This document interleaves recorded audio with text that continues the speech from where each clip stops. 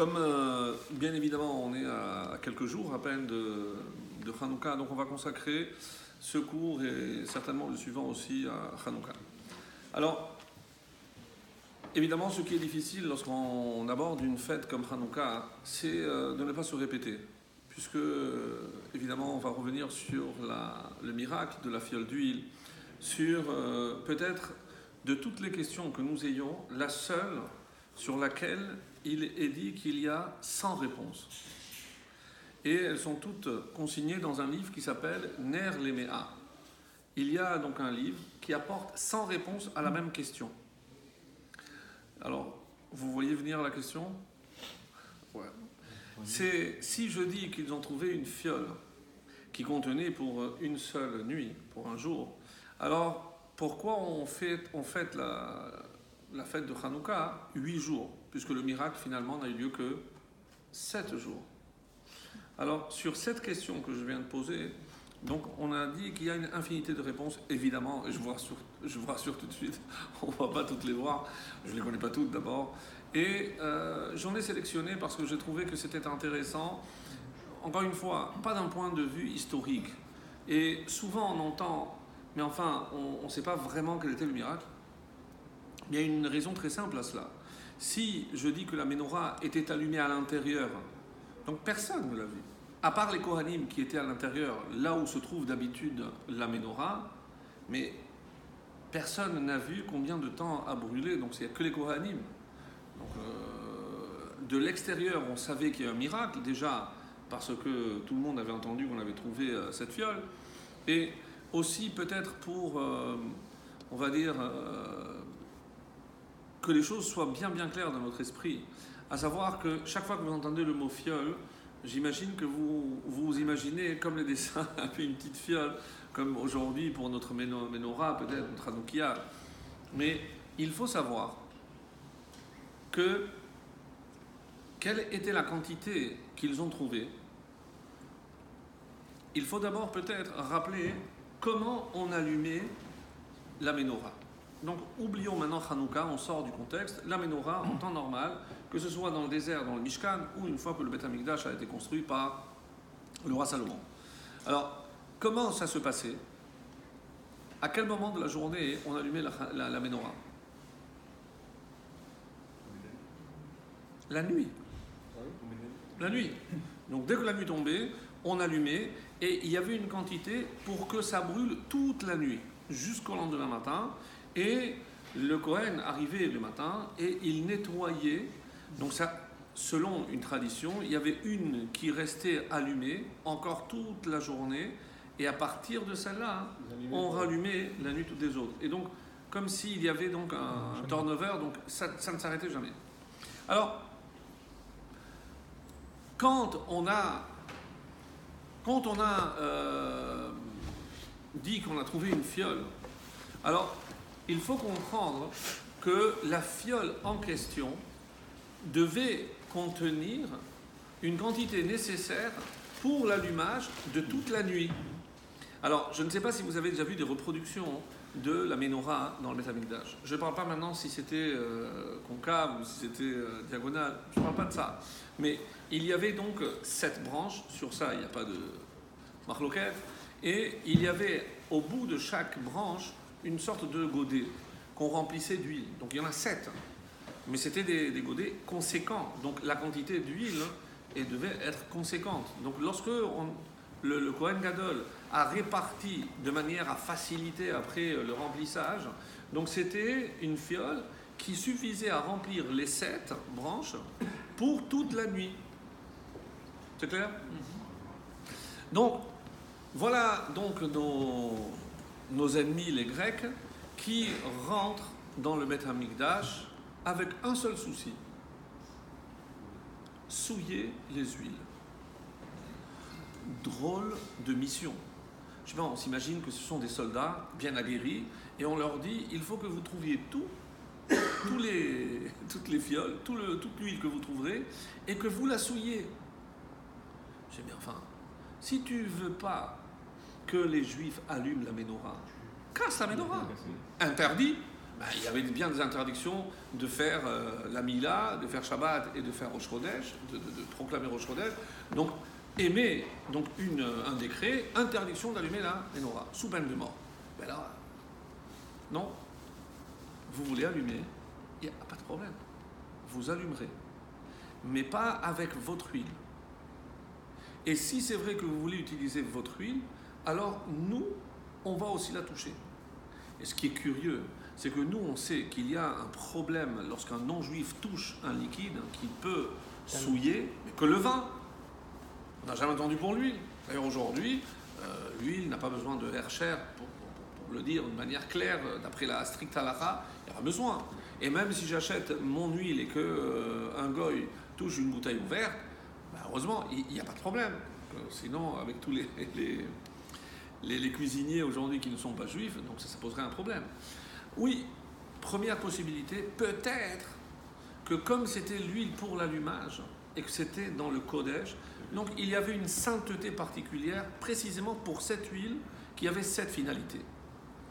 Donc on voit bien que l'objectif des Grecs, plus exactement des Gréco-Syriens, mais comme ce n'est pas un cours d'histoire, on ne va pas s'arrêter sur les vrais termes, puisqu'on est ici dans l'idéologie. Donc, quel était l'objectif ?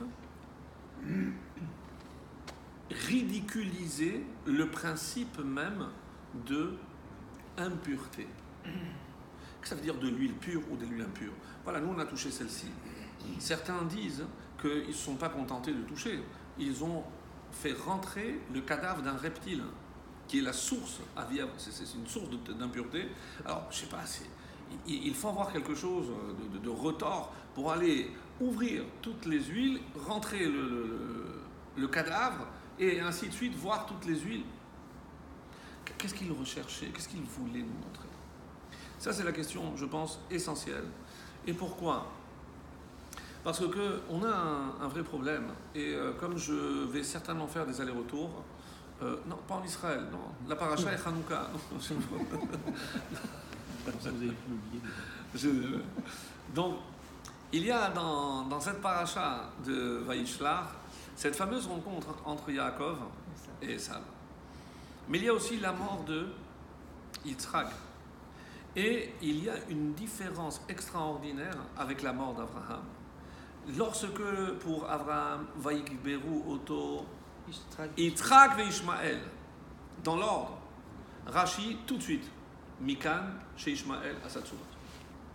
Donc on a la preuve que Ishmaël a fait tchouva. Alors que pour Esav, comment c'est marqué ? Dans l'ordre, Esav et Yaakov. Il n'a pas cédé sa place. Esav n'a pas fait tchouva.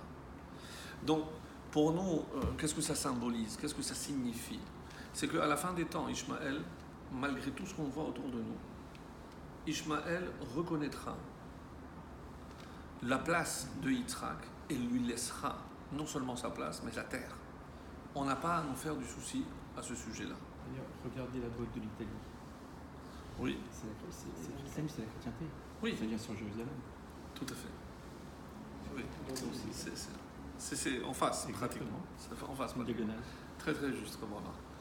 Et à Esav, et pourquoi on est presque déçus ? Ça nous fait mal. Parce que Esav, c'est le vrai frère de père et de mère.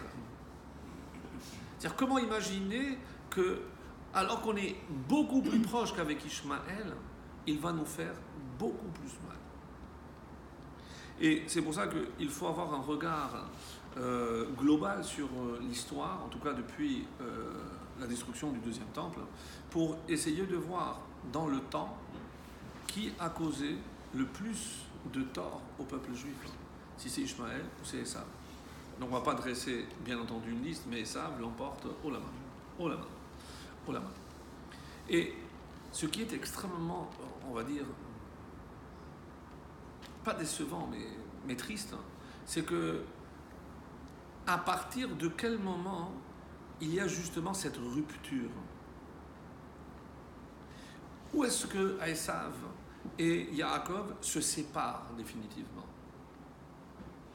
Certains pensent que lorsque il est né en attrapant la cheville. Qu'est-ce qu'il voulait lui dire? Non, c'est à moi de sortir le premier. D'autres disent non. Esav avait déjà en lui peut-être un potentiel de, non seulement de fonceur, mais un risque de se perdre. Qu'est-ce qu'il cherche à faire, Yaakov? C'est à le retenir. Ne pars pas trop loin, reste. Parce qu'il sait que s'il lâche, Esav se perd. C'est ce qui s'est passé. C'est exactement ce qui s'est passé. Le Mégaléa Moukot nous dit que qu'est-ce qui s'est passé exactement, même si c'est apparemment c'est un jeu de lettres, hein, mais très très significatif. Qu'est-ce que ça veut dire? Qu'il a attrapé le talon de Esav, parce que, comme on l'explique, pourquoi on l'appelle Esav? Parce qu'il est sorti tout fait. Mais on aurait dû dire Asouï. Vient le Mégaléa Moukot et dit non. C'est vrai qu'on aurait dû l'appeler Asouï. Mais qui sait? Et alors que Yaakov, Akev, il a pris le talon. Donc appelle-le Akev, Akav, Ekov. Mais comme il lui a pris la fin, qu'est-ce qu'il lui a pris? Il a pris le Yud. Yud, généralement, d'après le Mégaléa Moukot et d'après les sources profondes de la Torah, ça correspond à Chochma. À Chochma. Pourquoi il voulait à tout prix prendre la Chochma? Puisque la Gemara, qu'est-ce qu'elle dit? Im omrim yesh Chochma bagoyim ta'amin. Il y a de la Chochma dans les goyim. Torah, il n'y a pas, mais Chochma, il y a. Pourquoi même la Chochma, il a voulu la prendre, Yaakov? Parce que la Chochma entre les mains de Esav est très dangereuse. La Chochma entre les mains de Esav peut causer énormément de catastrophes. Et on peut parler de la bombe atomique, on peut parler de l'énergie nucléaire, on peut parler de Hitler, par exemple. Voilà. Alors que c'était des gens, encore une fois, contrairement à ce que beaucoup s'imaginent, c'était des gens extrêmement cultivés.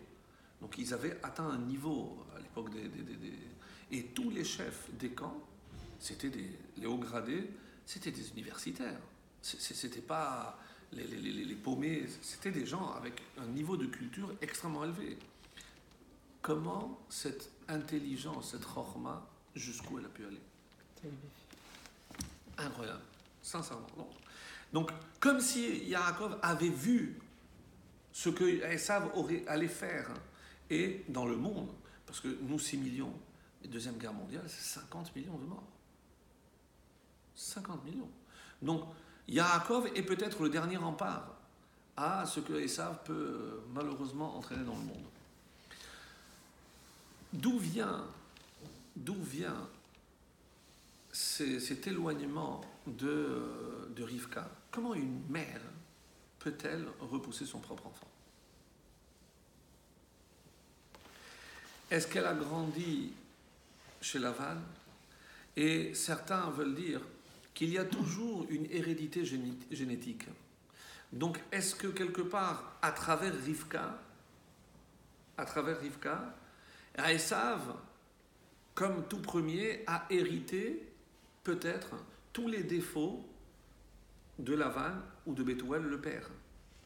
Comment c'est marqué? Si tu veux savoir à quoi ressembleront tes enfants, tes garçons, le frère de la femme. Lavan. Donc, si cette règle est toujours vraie, donc quelque part, il y a un peu de Lavan en Esav. Mais qui l'a vu aussi? Vous croyez qu'il n'est pas dupe? C'est pas parce que Kavedou Mizoken, que les yeux... Yitzhak a vu parfaitement ce danger. C'est pour ça qu'il a voulu le garder dans son giron. Il parlait de Torah, il voulait l'encadrer, il voulait le préserver. Pas réussi. C'est triste. Ce qui se passe avec Esav, c'est triste. Mais Rivka est dure. Rivka, c'est une femme très dure. À 3 ans, elle n'hésite pas à charger. Déjà, on nous l'a décrit comme une femme extrêmement dure.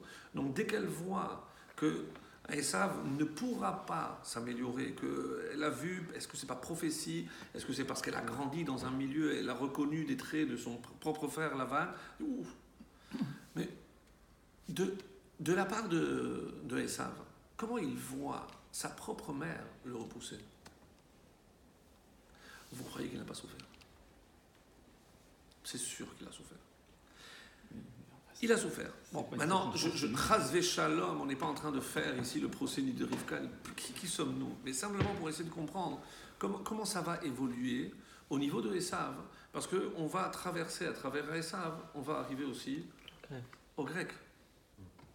Puisque si la Grèce est en quelque sorte donc, la civilisation qui va préfigurer notre Occident d'aujourd'hui. Je vous donne un exemple. Qui gouvernait la Grèce? Qui était à la tête? Parce qu'il y avait un roi, il y avait un parlement. Qu'est-ce qu'il y avait? C'est les Romains. Non, c'est les Romains. Chez les Grecs, c'était qui? C'était une démocratie. C'est russe. Oui, c'est les Russes. Je cherchais. Non. C'était plusieurs, non? Oui. C'était des philosophes.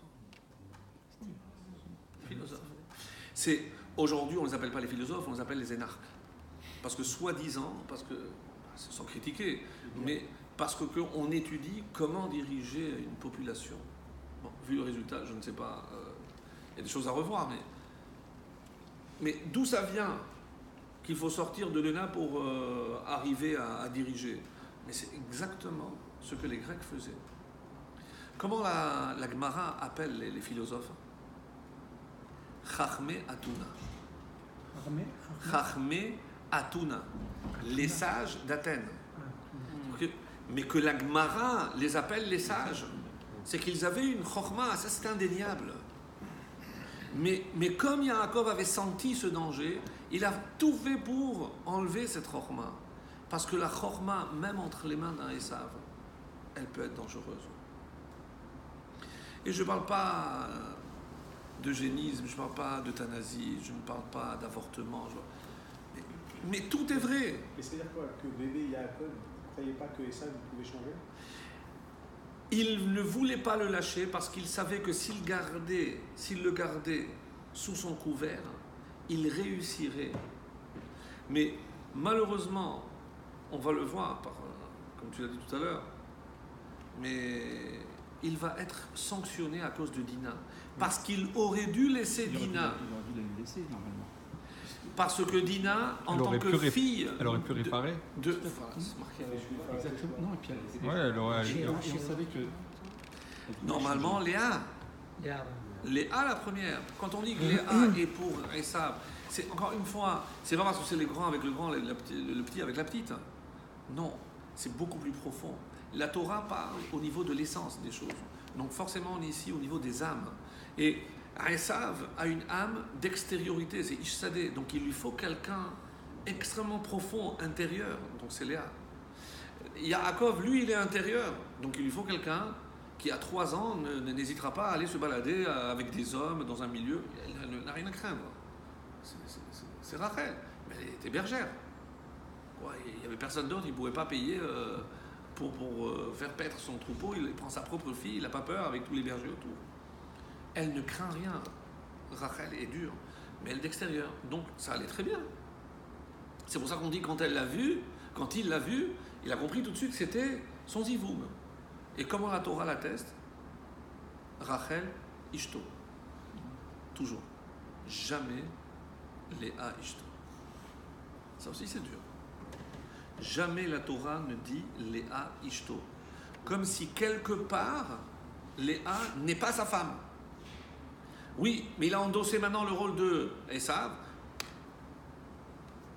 Mais inconcevable. Mais la royauté passe par Léa. La prêtrise, la Kehuna, tout passe par Léa. On peut imaginer que, oui. Donc ça aurait dû passer par ça. Donc ça aurait pu passer par Esav. C'est incroyable. Ou alors, comme certains Rachamim vont dire, non. De toute façon, c'était prévu, peut-être pas dans cet ordre. Mais la finalité, c'est que de toute façon, ça devait se passer comme ça. Bon, je préfère cette réponse parce que sinon, c'est un peu trop. Quoi qu'il en soit. Donc, on arrive à la Grèce et il y a ici donc cette théorie selon laquelle les Grecs, les hellénistes, accordaient énormément d'importance à tout ce qui était esthétique. Oui, mais c'est mal connaître la dimension aussi au niveau de la Chokhmah. Parce que Imiesh Chokhmah Bagoïm, on dit de qui on parle? On parle de Yavan. Yavan, n'oubliez pas, c'est Yavan, c'est la même gématria que Yosef. Et quand on voit comment Yavan s'écrit, Yud, Vav, 2 lettres du nom de Dieu. Et le Nun, le problème c'est qu'il s'enfonce dans la terre. C'est le Nun qui fait tout. Malheureusement, la perte de Yavan. Parce qu'à force de rentrer dans ce monde, il s'enfonce. Regarde ça. Yud, Vav, Nun. Ça se suit. Et si je lis à l'envers, c'est Noï. Qu'est-ce que c'est Noï? C'est la beauté. Noï, c'est la beauté. C'est l'essence même de Yavan. La science, la technologie, et c'est beau, regardez aujourd'hui tout ce qu'il y a. Ça, c'est l'héritage de Yavan. Donc, pourquoi alors la tête de ça, elle a eu le mérite d'aller à ouais.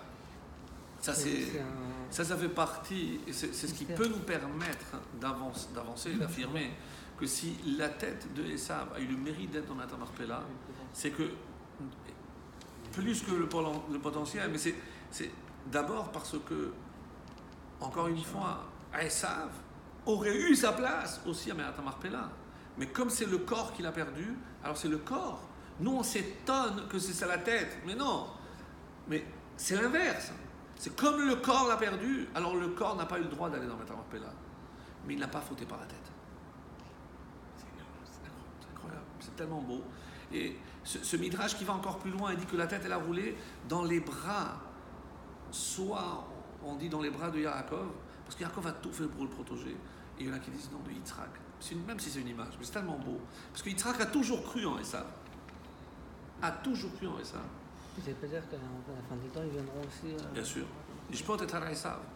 Mais certains, écoutez bien, ce que ça veut dire, c'est que si notre exil dure 2000 ans, c'est uniquement pour nous permettre de rattraper, récupérer toutes les étincelles perdues de Esav. Alors, évidemment, on peut dire, oui, on n'a pas eu, il faut attendre les signes messianiques, etc. Non.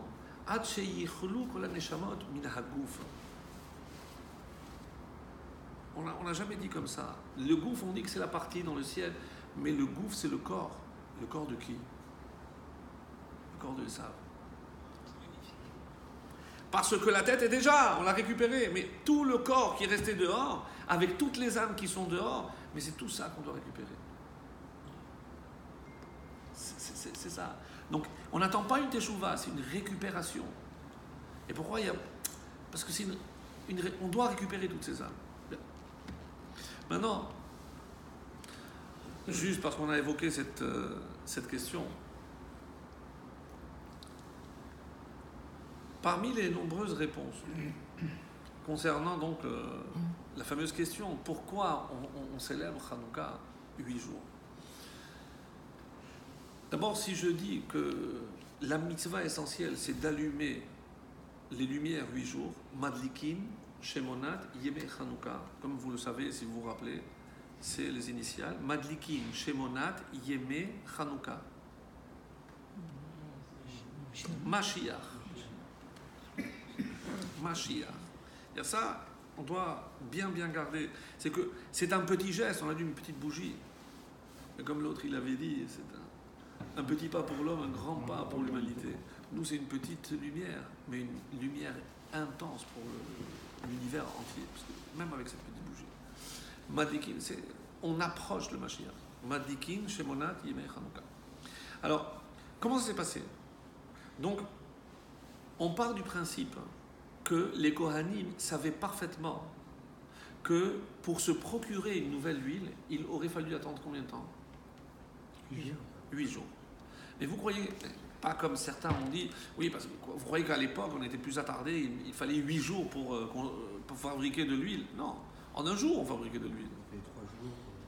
Alors, ça, c'est ce qu'on a expliqué aux enfants, mais comme c'était loin, mais où est le mont des Oliviers? Il est en face. Non, on a dit non, 3 jours pour aller, 3 jours pour venir, plus 1 jour pour fabriquer. Non, mes amis, là, il y a une réponse simple. On vient de sortir d'une guerre. Les Kohanim avaient lutté, ils avaient tué. Donc ils étaient tous impurs. Et l'impureté, c'est 7 jours. Donc ils savaient tous qu'ils ne pouvaient. Et on ne peut pas fabriquer de l'huile en état d'impureté, sinon l'huile est impure, on a gagné. Donc il fallait attendre 7 jours. Au bout de 7 jours, ils se purifient. Et après le 8e jour pour fabriquer l'huile, tout simplement. Donc c'est pas chercher les réponses midi à 14h. Ça c'est la réponse la plus simple. Donc ils se sont dit, comme on n'a trouvé que ça, si on allume tout maintenant, pendant 7 jours il n'y aura rien. Alors qu'est-ce qu'ils ont fait? Ils ont divisé la quantité qu'ils ont trouvée en 8. Donc ils ont pris 1/8. Et quand ils ont rempli les godets, donc ils n'ont pas rempli tout, ils ont rempli 1/8. Pour qu'il y ait pour 8 jours. Et quel a été le miracle? C'est qu'elle a tenu, oui. C'est que normalement, elle aurait dû éclairer 2 heures, 3 heures, parce qu'elle n'est pas remplie. Et ça a éclairé comme s'il l'avait rempli. Donc le miracle, c'était le premier jour. Aussi, Cette réponse est moins connue. Et c'est curieux, parce que pour moi, c'est une des plus belles. C'est-à-dire que comme on part du principe qu'on sait que ça va durer 8 jours, donc ils ont réparti. Oui, c'est la plus belle, mais c'est la plus logique. Non, mais celle qui fait le moins rêver, surtout. Oui. Parce que, Oui, mais moi pourquoi je dis la plus belle? Parce que dans un sens, il y a les deux. Il y a la part de l'homme, mais il y a la part de Dieu. C'est-à-dire, moi, la ishtadlout, c'est que je veux allumer, donc je fais un minimum, et après, comme on l'a vu pour la semaine dernière, donc Yaakov s'allonge pour dormir, je veux bien, donc, et il met des pierres autour, autour de la tête, comme dira Rashi, pour se protéger des bêtes des bêtes féroces. Bêtes féroces dans le désert, comme ça c'est marqué dans un autre commentaire, c'est des scorpions et des serpents. Mais si vous ne saviez pas, mais les serpents et les scorpions, ils ne piquent que la tête. Ça veut dire qu'il a protégé la tête et tout le corps.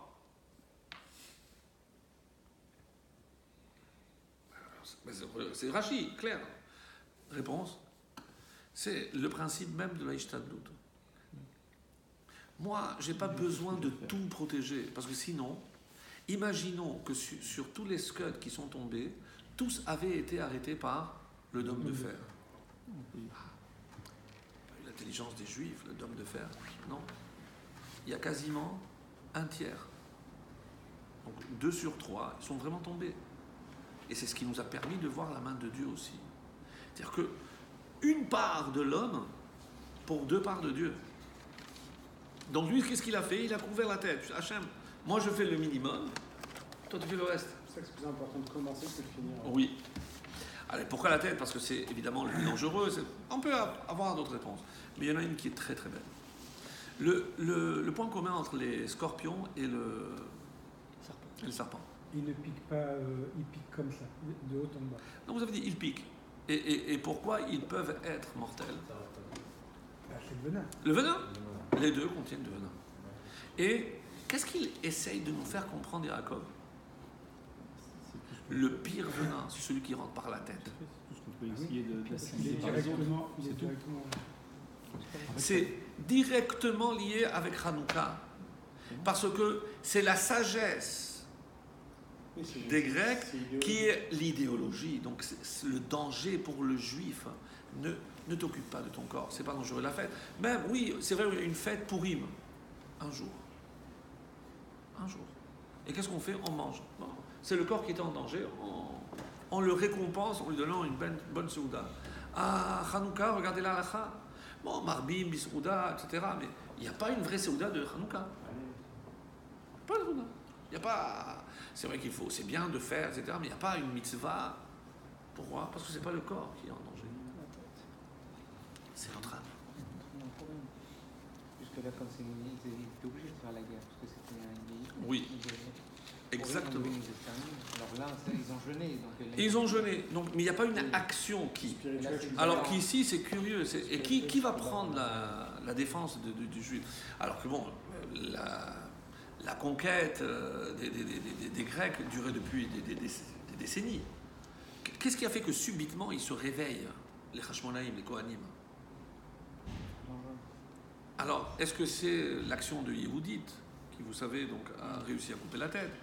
Non. C'est intéressant que ce soit encore une fois par une femme que passe la délivrance. Mais c'est tout le temps comme ça.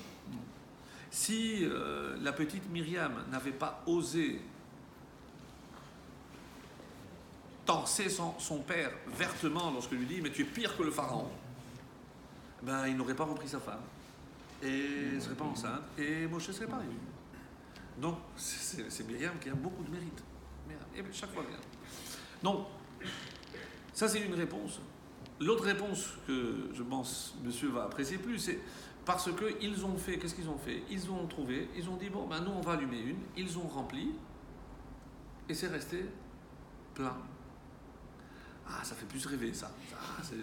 C'est la bouteille de Baba Salé, elle se vide jamais. Donc, comme ça fait plus miracle.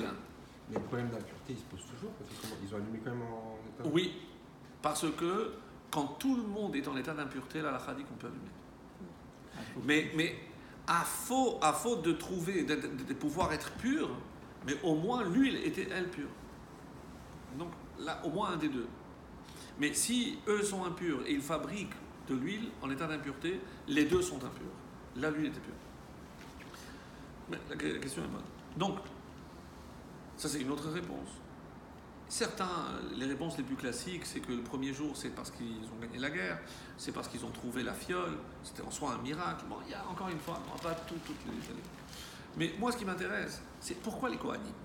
Pourquoi la guerre devait passer par les Kohanim? Vous allez me dire oui, parce que c'est dans le domaine spirituel, ce sont eux qui avaient en quelque sorte la garde de la dimension spirituelle, donc c'est à eux qu'il incombait de prendre... C'était pas des guerriers. Pas du tout. Les combattants étaient dirigés par le matériel. Et c'est ça qui est extraordinaire.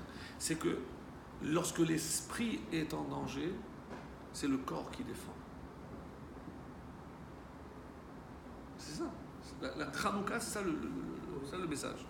Alors, quel est le rôle du Kohen? Donc, oubliez maintenant Hanouka. Quel est le rôle du Kohen? De faire aimer les gens à Torah. De faire aimer Hachem. Dans le Beth Amikdash. Il fait le service. Ne me dites pas faire le service, parce que je demande quel est l'essentiel même de son service. Relayer le message divin. Enfin, être en rapport avec... Tout ce que vous avez dit, c'est vrai. C'est faire le lien entre le peuple et Dieu, etc. Mais l'occupation principale, Faire les sacrifices. Les sacrifices. c'est un mot. Les corbanotes. Les corbanotes. C'est-à-dire, si un juif allait au Beth Amikdash, je ne parle pas des 3 fêtes de pèlerinage, si un juif devait aller au Beth Amikdash, c'est pourquoi faire? Pour apporter un korban. Et dans quel cas il apportait un korban? Il a fauté. Mais quelle faute? Les shogeg. Shogeg. Traduisez pour tout le monde. Par inadvertance, par Une faute involontaire. Et c'est-à-dire que le Kohen représente la réparation des fautes par inadvertance. Mais si c'est une faute involontaire,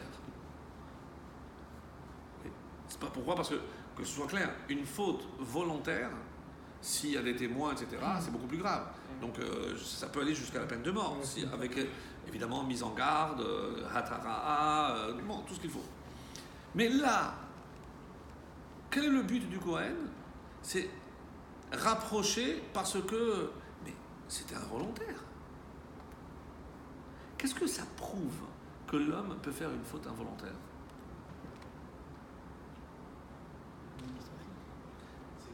Ça donne. Un manque d'attention. Donc il peut y avoir des dégâts. Manque d'attention. Il y a un manque d'attention, donc forcément. Par bêtise, mais donc parce qu'il n'y a pas la volonté de faire du mal. Donc, qu'est-ce que ça met en évidence? C'est qu'on n'est pas parfait. Oui, c'est évident pour vous, mais des fois quand on dit des choses évidentes, ça nous paraît. Ça veut dire que tout le temple, c'est quoi? Rappeler à l'homme qu'il n'est pas parfait. Oui, mais il y a tout de même, Depuis le premier jour, malgré tout. Depuis Ah, le premier jour, on n'est pas parfait, on a fauté. Qu'il avait lui-même fauté. Et c'est ça qui est extraordinaire. Non seulement parce qu'on aurait pu croire, mais si Hachem a choisi le peuple juif, donc il veut une élite. Il veut les parfaits, le Talmid Chacham, le Tzaddik. Pas du tout. Pas du tout. Il veut toi, moi.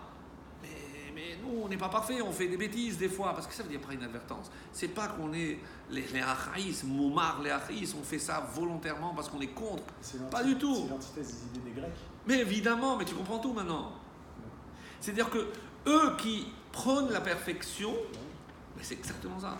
Eux qui prônent la perfection, nous sommes en train de dire, et pourquoi? Et pour ça qu'ils s'attaquent au Beth Amikdash. Mais c'est pas possible on ait mis tout en place pour permettre à ceux qui ont fauté de se rapprocher, pour leur dire, eh ben, même si vous n'êtes pas parfait, Hachem il veut quand même de vous. Parce qu'il y a un danger. Se croire parfait, se croire tout-puissant, c'est évidemment chasser Dieu. Et Dieu est conscient de ça.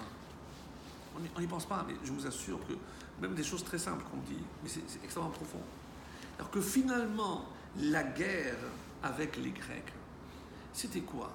Pourquoi ils ne voulaient pas la Mila? La Mila, mais si l'homme il est parfait, que ça veut dire que tu fais une retouche, ça viendrait à quelqu'un l'idée d'aller chez la Joconde pour faire une retouche. C'est parfait. Il représente Dieu avec un homme, déjà.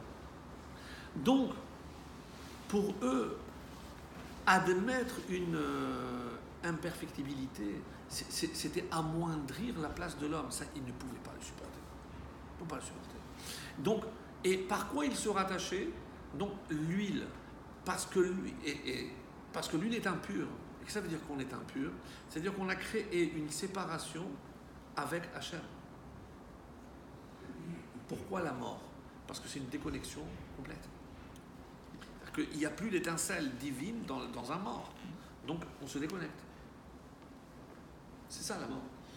Donc, pour eux, la notion d'impureté était inconcevable. Qu'ils puissent se subordonner à une puissance supérieure, incompréhensible, c'était pour leur compréhension du monde. Et aujourd'hui, vous comprenez pourquoi la suite logique de ces Grecs, c'est l'Occident, avec la science, qui prétend tout comprendre, tout maîtriser, comme à l'époque Nimrod. Il n'y a plus de place pour le spirituel, encore ça veut dire, plus de place pour Dieu. Il n'y a plus de place pour Dieu. Toute l'Europe s'est arrangée pour petit à petit chasser Dieu, ou le confiner dans leur lieu de culte. Ah bon? Vous avez voulu chasser Dieu, eh ben, par la porte, il viendra par la fenêtre. Ishmaël. Et là, c'est plus la fenêtre. Là, c'est plus la fenêtre. Bon, ça c'est notre histoire. C'est notre histoire. Puisque c'est eux qui ont ouvert la porte, les immigrés. Ouais, c'est le problème. Donc, le Cohen, et vous allez comprendre ici un point, pour moi, essentiel. Qu'est-ce que ça veut dire? Qu'ils ont trouvé une fiole avec le sceau Chotamo Shel Kohen Gadol. Nous, qu'est-ce qu'on comprend? Il y avait comme à l'époque, donc un seau, comme une bouteille bien fermée. On voyait que ça n'avait pas été touché ni manipulé. Mais on a dit que quelle était la fonction du Kohen essentielle? Lorsque on parle souvent de Moshe, on le présente comme le Ish Hanav. Oui, mais tout ce que la Torah retiendra de Moshe, c'est la Hanava. Mais son frère Aharon, Ohev Shalom, Verodev Shalom, donc lui il s'efface pour la paix. Mais pour s'effacer, il faut aussi une dose d'humilité incroyable. Parce que c'est clair que s'il veut faire le lien et continuer à faire le pont entre le peuple et Dieu, donc c'est comme si lui il s'effaçait.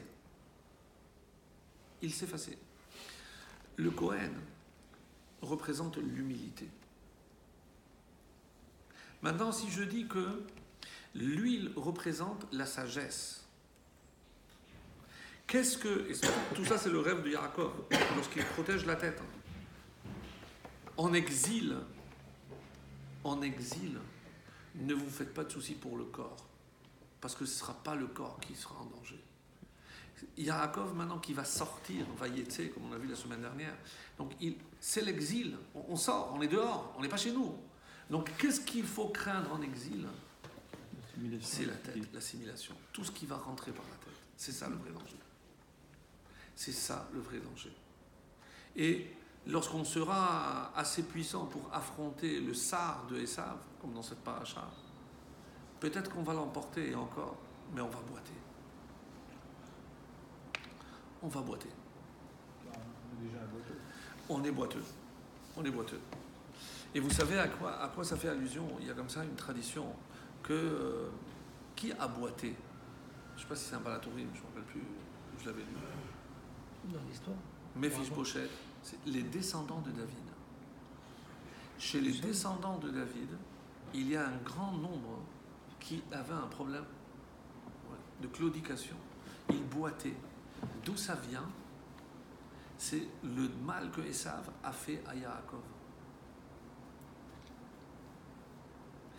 Alors, Dans la royauté de David, oui, ils vont- chez plusieurs descendants de David. Ouais. Oui, chez plusieurs descendants de Jamais David. entendu parler. C'est pas très connu. Et d'où ça vient?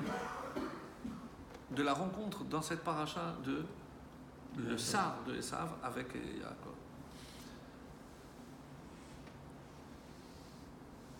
Lorsque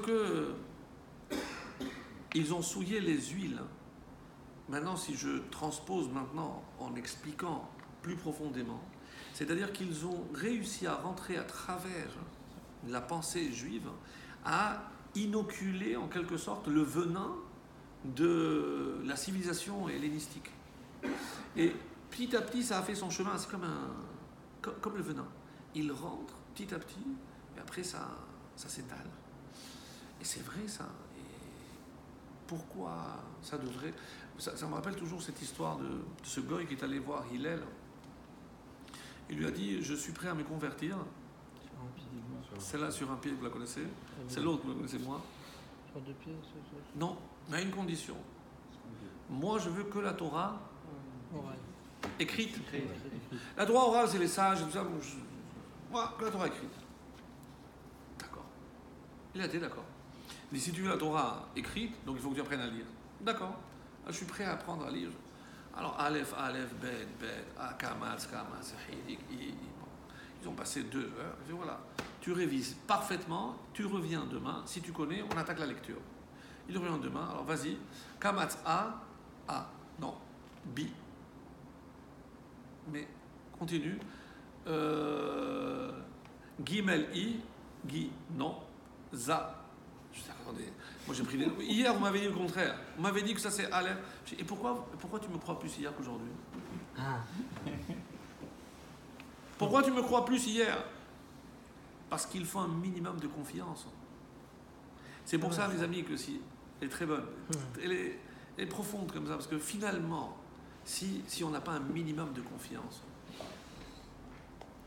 c'est clair que on peut tout remettre. Quelqu'un qui vient avec une mauvaise foi, mais qui dit où c'est écrit, c'est déjà, ils viennent pas pour une question, ils viennent déjà avec des réponses. Et quelqu'un qui vient avec une réponse, c'est comme quelqu'un qui vient avec un verre plein. Je peux pas remplir. Mais là, la Torah elle a été donnée vraiment au peuple qui a un degré d'exigence en termes de... Extraordinaire. On est les pires. Mais c'est évident. Mais c'est évident. C'est comme ça. C'est obligé. C'est interdit d'être médiocre. En tout cas, c'est pas tout à fait exact, parce qu'il y a je crois que c'est un Chafetz Chaim qui disait, pourquoi il y a marqué Bashamay mimaal vehala aretz mitachat. Non, tellement l'expression nous est connue qu'on ne s'est pas arrêté pour réfléchir. Bashamayim mimaal, pour le ciel au-dessus et pour la terre au-dessous. Mais qu'est-ce qu'il y a au-dessus du ciel ou qu'est-ce qu'il y a au-dessous de la terre? Il a dit non, c'est pas comme ça qu'il faut lire. Il a dit le Chafetz Chaim une très belle interprétation. Il a dit tout ce qui touche le ciel, tout ce qui touche le spirituel, ne te contente pas déjà de ton niveau. Mimal, regarde, il y a toujours quelqu'un qui sait plus que toi, qui fait mieux que toi. Dans le domaine spirituel, Mimal. Mais maintenant, arrête. Mais pour ce qui est matériel, Mitachat. Il y a toujours, et regarde toujours plus bas. C'est tellement vrai, tellement vrai. C'est tellement vrai. Mais tous les gens d'Afrique du Nord, ils disent ça. Cette phrase-là, Ouais. c'est Chafetz Chaim. Je ne sais pas si c'est le cas. Magnifique, magnifique, magnifique. Mais c'est tellement vrai. Donc, non. Donc, les Grecs ont réussi à souiller toutes les huiles. C'est-à-dire, ils ont porté atteinte à la sagesse de la Torah, à la rendre impure. Donc, du coup, c'est ce qui a fait que les Juifs se sont éloignés petit à petit de l'étude, mais surtout de la pratique. Sauf l'huile avec le sceau du Kohen. Qu'est-ce que ça veut dire? C'est le rempart, en fait, finalement, à l'assimilation. C'est le dernier rempart. C'est la tradition parce que le Kohen transmet à son fils. Mais il y a plus que ça. Vous vous rappelez dans la paracha de la semaine dernière. Vous n'étiez pas là, je sais pas où vous étiez. Donc, tac, un scud direct. Alors, donc on dit que quand il a mis les pierres autour, le matin, il s'est levé. Il n'en avait plus qu'une. Il n'y en avait qu'une. Mais qui avait fait des efforts. Donc, si on reprend l'image qu'il a protégé la tête, finalement, quelle était la vraie protection? Even. Et tout le monde sait que le mot Even a une particularité très intéressante, c'est que les deux premières lettres, c'est Av, et les deux dernières, Ben. Qu'est-ce que c'est Even? C'est le lien entre le père et le fils, la transmission. Mais qu'est-ce qu'un père est censé transmettre à son fils? La Torah. Bon, pourquoi Even c'est la Torah? Ah, parce que la Torah a été donnée sur des pierres. Peut-être, mais une explication beaucoup plus belle. Vous vous rappelez? Je ne sais pas si vous vous rappelez. C'est que la valeur numérique de Even, c'est 53. Et il y a combien de parachiotes dans la Torah? 54, bravo. Alors, j'aurais pu dire que 53 c'est toute la Torah, mais il y en a une qui manque. C'est le Moshe là qui. C'est resté laquelle? Ah, presque. C'est pas loin. Parce que Vezot Abracha n'est jamais lu Shabbat. Toutes les parachiotes, les 53 sont lus un Shabbat, sauf Vezot Abracha. Donc c'est pour ça qu'il y a 53. Even, c'est 53, c'est la Torah. Et c'est ça qui protégera. C'est pour ça cette pierre qui est protégée. C'est très joli. Alors, maintenant pour revenir aussi à cette symbolique du Chotam, du Kohen. Donc on a dit que cette... C'était quoi le Chotam? Alors c'est quoi ce Chotam?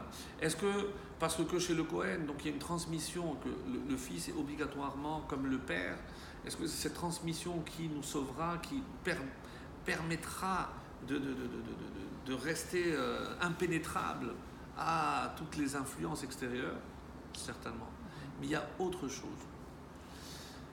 Il y a une seule sagesse, une seule huile, une seule Torah qui ne sera jamais souillée. Laquelle? Celle qu'on a acquise avec le symbole du Kohen. On a dit quel est le symbole du Kohen? C'est nous rappeler qu'on est imparfait. Et le fait de savoir qu'on est imparfait, ça génère quel sentiment chez l'homme? Toujours faire mieux. C'est parfait. Si je sais que je suis imparfait, donc j'accepte que je suis imparfait. Indulgent. Plus que ça. Modestie. La modestie, bravo. L'humilité. L'humilité.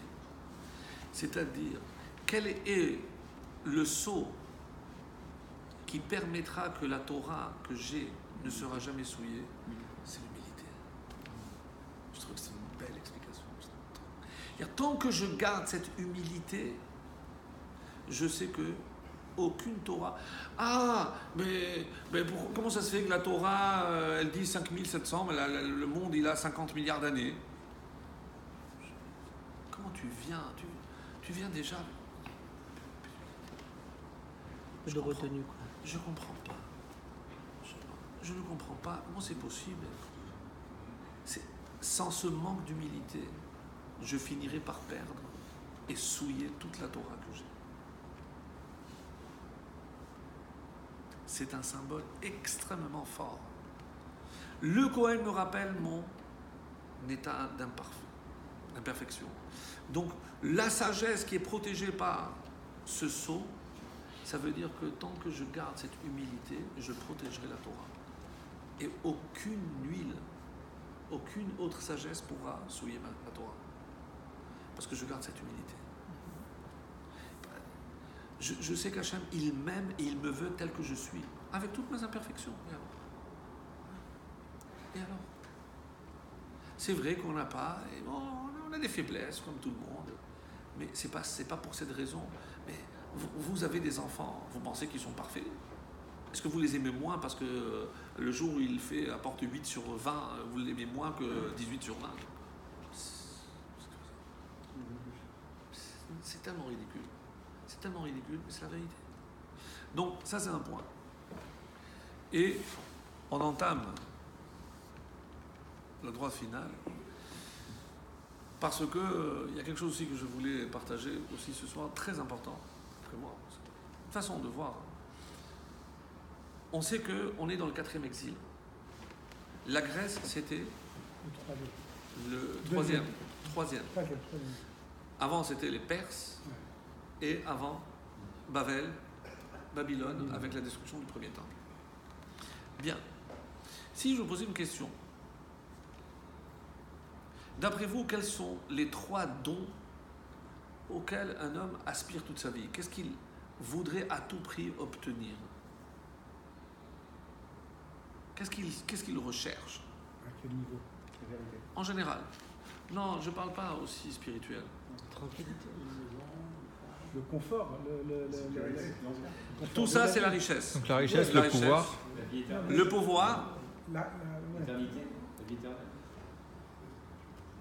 C'est beau ce que tu viens de dire, frère. La sagesse. moi je suis d'accord avec lui. Et j'ai quoi? La sagesse, parce que cette chokhmah, je sais que, par exemple, dans le domaine scientifique, eh ben, je pourrais tout contrôler. Donc c'est une forme. Mais vous avez remarqué que l'argent donne le pouvoir et la sagesse aussi. Qui détenait le pouvoir chez les Grecs? Ceux qui détenaient la sagesse. Chez les autres, c'était ceux qui avaient l'argent. C'est ou l'un ou l'autre. Mais les deux, c'est pour le pouvoir. Alors, les Rachamim m'expliquent. Nous, on a été confrontés aux 3. Bavel,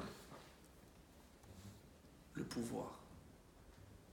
Bavel avait un pouvoir colossal. Ils avaient conquis le monde entier. Tout le monde tremblait rien que d'écouter Nabucodonosor. Et je ne parle pas de l'œuvre. Je ne parle pas de l'opéra. Nabucco, je ne parle pas de ça. Donc tout le monde tremblait. Verdi, merci. Après, il y a eu les Perses. Perse, c'est Purim. Vous imaginez un royaume qui peut assumer les frais d'une fête pour 127 provinces, pour tous les habitants, pendant 180 jours, 6 mois. Personne ne travaille, tout le monde mange et boit aux frais du roi. La richesse. Et c'est pour ça que la Megillah, elle s'étale dans tous ces détails, parce que non seulement ils étaient riches, mais ils affichaient cette richesse. Ça, c'était les Perses. Et les Grecs, on l'a dit, la sagesse. Bravo. Et les Incroyable. hommes, Et, évidemment, la question, Le 4e. et Édom, les 3. les 3? Édom a les 3 en même temps. L'Occident a la richesse, a le pouvoir.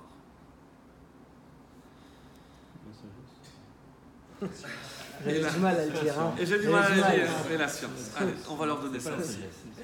C'est une forme de sagesse. C'est la connaissance. C'est la connaissance, c'est une forme de connaissance. Donc, mais on voit les 3 aspects négatifs et surtout qu'on a déjà vu ce à quoi peut aboutir ou faire aboutir lorsque une mauvaise utilisation du pouvoir. C'est pour ça que l'Église a été mise de côté. Pourquoi il y a cette séparation? On a vu la catastrophe. Lorsque c'était que l'argent, c'est que la corruption, évidemment. Et lorsque c'est la sagesse, mais le modèle grec a engendré quelque chose qui aujourd'hui encore comme si il fallait être intelligent pour. Mais là, même chez les juifs, c'est la même chose. Hein. J'en doute pas. J'ai pas entendu ce qu'il a dit. J'en doute pas. Qu'est-ce que tu as dit? Sauf Les que. juifs, c'est la même chose. Et même pour les Kohanim. Alors je vais te dire quelque chose. Non, Gadol, que le Kohen Gadol. Non, non, non, non, je suis pas d'accord. Il n'y a que le Kohen Gadol et je voudrais apporter ici un point. Non, parce que tu m'as piqué à vif, donc. J'ai pas entendu. Chez Non, le non. Non, et chez les Juifs aussi, on voit ça. Ils recherchent Oui. la sagesse, amen, amen. Ça sagesse. La sagesse, la Torah. Dans le bien, je Torah. parlais dans le bien. Oui, dans le bien. On ne parle que de bien. Mais d'ailleurs, où on voit ces trois dans le temple, la sagesse, c'est la menorah. La richesse, c'est la table, le shulchan. Et le pouvoir, c'est le haron. On a les trois aussi. Qu'est-ce que dit la Gemara? Celui qui veut s'enrichir, Yadrim, il va vers le sud. Le sud, c'est pour ça que dans une choule, on a vu la Hanoukia à droite, c'est-à-dire si c'est l'est, donc c'est au sud, comme la menorah. Donc quelqu'un qui veut l'intelligence, il priera plus vers la droite, sa droite, vers le sud. Quelqu'un qui veut la richesse, plus vers le nord, là il y a le Shulchan. Et quelqu'un qui veut les deux, au milieu. Comme ça, il a... C'est pas un mythe, ça? Non, non, non, c'est marqué. C'est Non, non, non. marqué. Ah, c'est marqué, c'est marqué. Moi, on l'avait dit, mais Ah, j'avais oui, du oui, mal oui. à le croire. Yarkin Yadrim. Oui. Kola Otse, les Harkim Yadrim. C'est comme ça c'est marqué dans cette Gemara. Donc, on complétera si Dieu veut la semaine prochaine. Mais déjà sur ce point, parce que il y a d'autres choses aussi très profondes. Mais pour Shabbat, pourquoi ils sont tellement opposés au Shabbat? Parce que si on est là dans ce monde, comment s'abstenir de ce que ce monde peut offrir? Ça veut dire s'arrêter de travailler. C'était inconcevable. Déjà en Égypte, c'était la révolution. Donc le Shabbat, tu peux comprendre. La Mila, j'ai expliqué, c'est au nom de quoi je vais mutiler un enfant. Tellement c'est clair qu'encore aujourd'hui, ça nous court derrière. Ça nous poursuit. Donc c'est que ça fonctionne encore. Mais Rosh Chodesh, qu'est-ce que ça les dérange? Ah, parce que on avait besoin de Rosh Chodesh pour fixer les fêtes. Oui, mais pourquoi Rosh Chodesh? C'est comme ça, moi. C'est comme ça, c'est une explication. Écoutez, comment faisait-on à l'époque du temple pour fixer Rosh Chodesh? Il y avait les témoins. Les témoins. Deux témoins. Donc les témoins devaient venir et ils devaient nous dire, ils devaient bien les recevoir, et ils étaient interrogés, deux par deux. Et les Bedin, donc les Chachamim, qui devaient les interroger. Et ils devaient être à même de déceler des faux témoins. Et comment faisait-il? Il y avait, c'est dans la Mishnah, il y avait des tableaux. Et il leur demandait, comment vous avez vu la... Est-ce que c'est un arc à droite, un arc à gauche? Est-ce que c'était en haut, est-ce que plus au sud, etc. Et en fonction des réponses, ils savaient s'ils avaient dit la vérité, et ils disaient Mekoudash, Mekoudash. Mais comment ils pouvaient savoir, eux ne l'avaient pas vu, mais comment ils pouvaient savoir comment la lune devait être? Comment ils savaient? Ben, ils savaient. Ils savaient calculer, ils savaient exactement chaque mois comment et où exactement devait être la lune. Donc, mais et s'ils avaient cette sagesse, ils avaient ce savoir, mais pourquoi ils ne faisaient pas tout simplement? Pourquoi espérer? Ben, ils fixent, c'est tout. Ils savent. Mais pourquoi c'est un juif lambda qui est peut-être un Haaretz? Parce que c'était des fermiers, qui c'est qui était à l'extérieur pour voir le ciel? C'était des fermiers, c'était des bergers. Donc ils devaient venir jusqu'à Yerushalayim, se déranger, même Shabbat. Ils transgressaient Shabbat, tellement important.